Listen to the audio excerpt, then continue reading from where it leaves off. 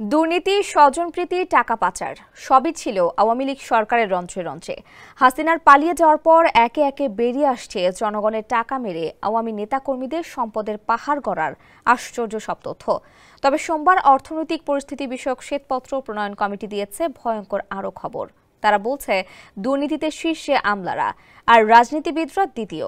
প্রথম স্থান দখলকারী হাসিনা প্রশাসনের আমলাদের পচনের শুরু মখা আলমগীরের হাত ধরেই। বলা হচ্ছে তিনিই ছিলেন নাটের গুরু। ইউসুফ আরিফিনের প্রতিবেদনে বিস্তারিত জানাচ্ছেন তারেক আহমেদ। আওয়ামী লীগের আমলে দেশকে চামচা পুঁজিবাদ থেকে চোরতন্ত্রে পরিণত করা হয়েছে। আইনসভা, নির্বাহী বিভাগ সহ সবাই গোষ্ঠীবদ্ধ হয়ে চুরির অংশ হয়ে গেছে। একমাত্র ওয়ালটন এসি দিচ্ছে 1 বছরের রিপ্লেসমেন্ট গ্যারান্টি। এটাই চোরতন্ত্র। গেল 15.5 বছরে রাজনীতিবিদদের চেয়ে আমলারা বেশি দুর্নীতিগ্রস্ত ছিলেন বলে মনে করে শ্বেতপত্র প্রণয়ন কমিটি।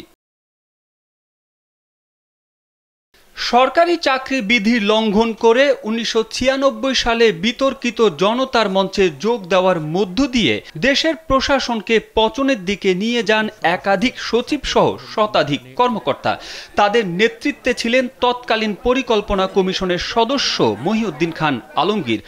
আওয়ামী লীগের কাছ থেকে পুরস্কারও পেয়েছেন এই আমলা।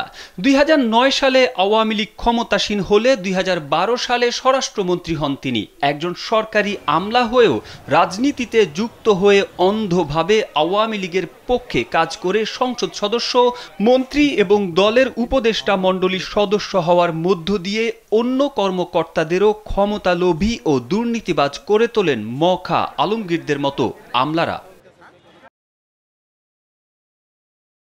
2009 সালে ক্ষমতায় বসে এইচটি ইমামের মতো একজন আমলাকে সাবেক প্রধানমন্ত্রী শেখ হাসিনা তার রাজনৈতিক উপদেষ্টা করেন। তার হাতে দেশের রাজনীতি ও প্রশাসনের দেখভাল করার সীমাহীন ক্ষমতা ছেড়ে দেন শেখ হাসিনা।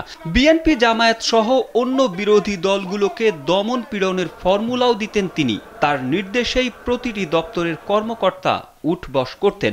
আওয়ামী লীগের টানা 15.5 বছরের শাসনামলে এইচটি ইমামের পাশাপাশি ডক্টর কামাল আব্দুল নাসের চৌধুরী, ডক্টর আহমদ কায়কাউস, মহিবুল হক, সাজ্জাদুল হাসান, তোফাজ্জল হোসেন মিয়া, সালাউদ্দিন প্রশাসনকে নিজেদের সম্পত্তিতে পরিণত করেন। তারেক আহমেদ, কালবেলা।